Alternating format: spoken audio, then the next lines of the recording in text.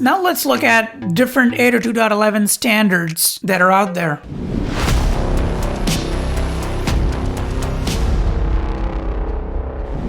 In the beginning, 1997 is when the wireless technology was introduced. Can you imagine a life before wireless?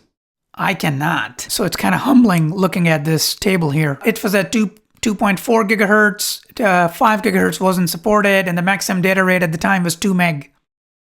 Then in 1999, 2 years later, we had 802.11b. And once again, it supported 2.4 gigahertz, did not support 5 gigahertz, and it was quite a significant jump, 11 megabits per second in throughput. Then 802.11a came out the same year, but it was on the 5 gigahertz band, and it offered a much better throughput, 54 megabits per second.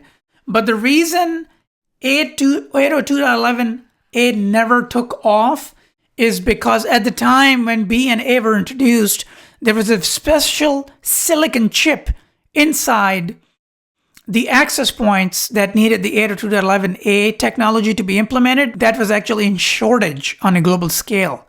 And because it was in shortage, 802.11b standard took off, even though technologically it was a lot less superior than 802.11a. Then 802.11g came out in 2003.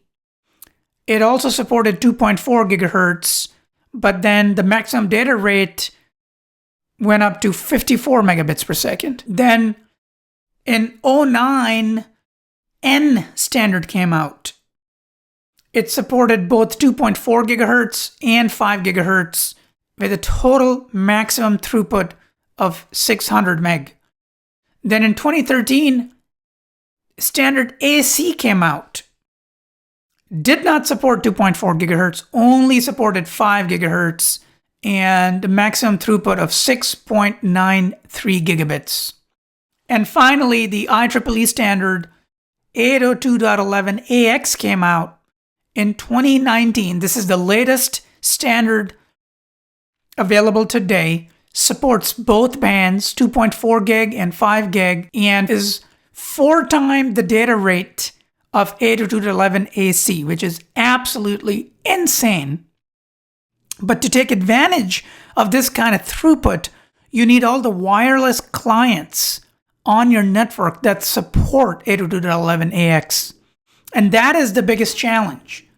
In real world, your wireless clients are always going to be a few years behind. So if you think of your laptop or your desktop or your phone or your watch or any device that needs Wi-Fi connectivity, you're going to find that most of those devices you bought a few years ago, they probably support an older standard. Even if you buy the latest and the greatest access point, that doesn't magically mean that everything is going to start communicating at 802.11ax. Both the client and the access point must have the appropriate hardware and software capability to support 802.11ax. Now, to further crystallize these 802.11 standards, because I know when I was a student for the very first time and I heard about these standards, it confused the heck out of me.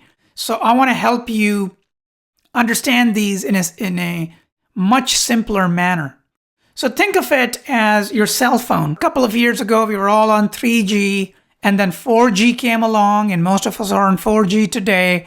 And some of us are lucky enough to live in metropolitan areas that actually have 5G connectivity, and we're enjoying the higher throughput of 5G.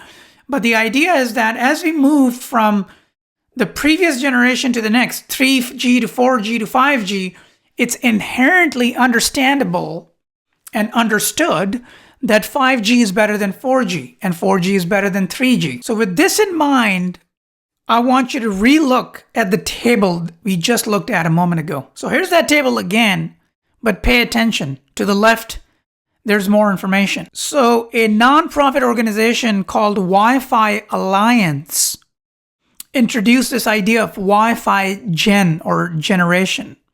And the reason they did that is to make it simpler for people to understand. Because as you can see, these IEEE standards have no rhyme or reason. Like we started at B, then we went to A, then we went to G. I mean, what happened to everything in between? Then you went to N, then AC, and now AX. There's kind of no rhyme or reason behind these different 802.11 IEEE standards. So the Alliance, the Wi-Fi Alliance, took it upon themselves to make it easier from a marketing perspective for people to understand how these different Wi-Fi standards operate. So very similar to 3G, 4G, 5G we just talked about a moment ago. If you have an access point that supports Wi-Fi 4, then you know it's 802.11n and these are the capabilities. And if you have Wi-Fi 5, then you know the capabilities, and so on and so forth. But where it makes the most sense is when you are talking to your upper management. Let's say your boss wants you to upgrade the wireless infrastructure. When you're talking to your upper management, instead of talking about all this technical mumbo jumbo, you can just say, I'm currently investigating Wi-Fi 6 solution. Because I believe in order to protect our investment, we need to be on the latest and the greatest technology so we can be protected for the next 5 to 7 years, if that happens to be your refresh cycle. And a couple of other things Wi-Fi Alliance did that I think are really cool and worth mentioning. If you see this symbol with the digit 4, that signifies Wi-Fi 4. If you see the symbol with 5, that's Wi-Fi 5. You see the symbol with 6, that's Wi-Fi 6. If you see these icons on a box, when you purchase an access point, then you automatically know that access point you just bought has that capability, or it belongs to that particular Wi-Fi generation, if you will. And anything that's Wi-Fi certified, you'll also see this logo on there. And if it's Wi-Fi 6 certified, you'll see the Wi-Fi 6 certified logo as shown on the screen. Hope you enjoyed today's video. If you did, give me a thumbs up, hit subscribe, and I'll see you in the next video.